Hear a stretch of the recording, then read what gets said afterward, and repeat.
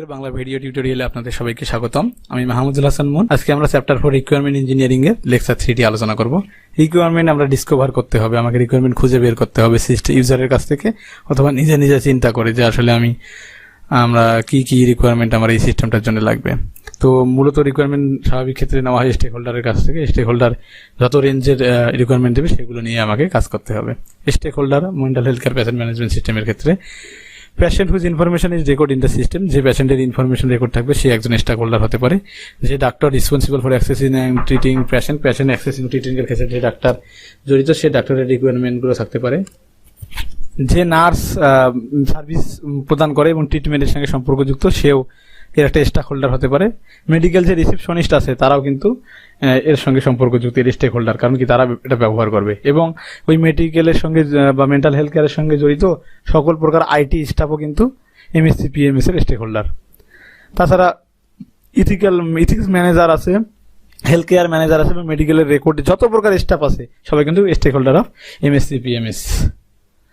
এবং regular RE প্রসেসের ক্ষেত্রে আমরা বিষয়গুলো দেখবো যে ইফেক্টিভ ইন্টারভিউ নেওয়া যাচ্ছে কিনা, এবং আমাদের প্রি ডিটারমাইন্ড লিস্ট তৈরি করতে হবে। অর্থাৎ আমাদের একজন ইউজারের কাছে আমরা যখন ইন্টারভিউ নেব তখন আমাদের কি প্রি ডিফাইন্ড কিছু লিস্ট তৈরি করতে হবে এবং কারেন্ট কিছু লিস্ট তৈরি করতে হবে, এবং কিছু ওপেন মাইন্ডেড কোশ্চেন আমরা পরবর্তীতে করতে পারি। তো প্রথমে যে ইন্টারভিউ অফ দ্য প্র্যাকটিস কি করবে, যে পূর্ববর্তী কিছু জিনিস আমরা আগে লিখে নিয়ে যাবো, সেই বিষয়গুলো তাদেরকে কোশ্চেন করবো এবং পরবর্তীতে তাদেরকে ওপেন মাইন্ডে আমরা কোশ্চেন করতে পারি।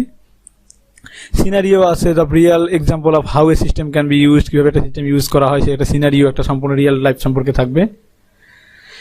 স্টার্টিং সিচুয়েশনটা কেমন হবে সেটা, এবং কীভাবে ইভেন্টগুলো একটার পর একটা ফ্লো হবে, কোনখানে রং হবে কিনা, কোনো অ্যাক্টিভিটিস গ্রোন আপ হবে কিনা, এবং কখন একটা সিনারি ফিনিশ হবে সেই বিষয়গুলোই সিনারিওর মধ্যে আলোচনা করা হয়ে থাকে।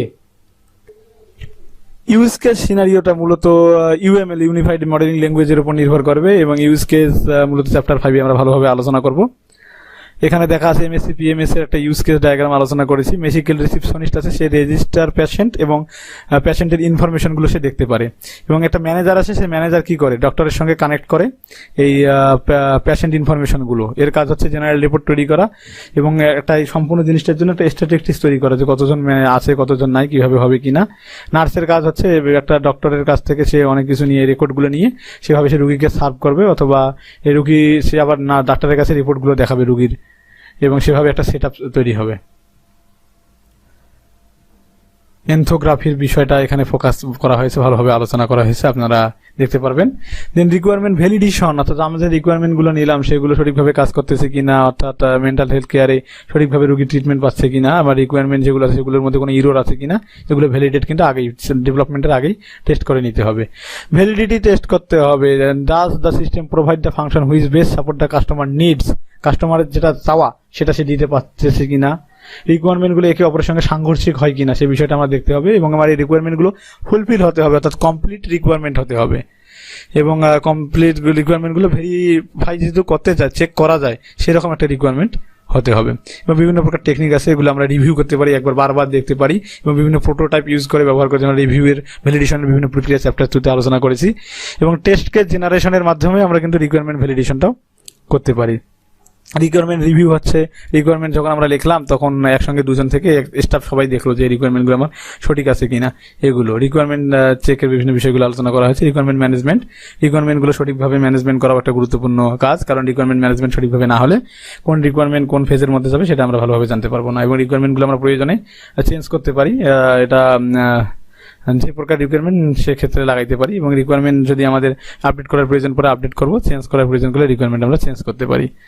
এখানে রিকোয়ারমেন্টের ইভ্যালুয়েশনের একটা ধাপ দেওয়া আছে। যদি আমার ইনিশিয়াল রিকোয়ারমেন্টটা থাকে, সেখান থেকে আমরা প্রবলেমগুলো ফাইন্ড আউট করে আন্ডারস্ট্যান্ডটা ঠিকঠাক করে একটা ইনিশিয়াল রিকোয়ারমেন্ট তৈরি করবো। যদি চেঞ্জ করার প্রয়োজন করে চেঞ্জ রিকোয়ারমেন্টগুলো আমরা মূল প্রসেসের মধ্যে পাঠিয়ে দেবো। তো রিকোয়ারমেন্ট চেঞ্জ কিভাবে করা হয়, যে আমরা একটা প্রবলেম আইডেন্টিফাই করে এই প্রবলেমটা অ্যানালাইজ করবো, এবং সেই প্রবলেমের জন্য আমাদের কি স্পেসিফিকেশন চেঞ্জ করতে হবে সেগুলো চেঞ্জ করবো। চেঞ্জগুলো অ্যানালাইজ করতে হবে, এবং শুধু চেঞ্জ অ্যানালাইজ করলেই হবে না, তার জন্য আমরা কস্টটা লিখতে হবে। দেন সেগুলো আমরা চেঞ্জগুলো ইমপ্লিমেন্টেশন করে আমাদের মূল সিস্টেমের সাথে ইন্টিগ্রেট করতে পারবো। তো আশা করি সবাই বুঝতে পেরেছেন। দেখা হবে পরবর্তী ভিডিও টিউটোরিয়ালে, ততক্ষণ সবাই ভালো থাকবেন। ধন্যবাদ সবাইকে।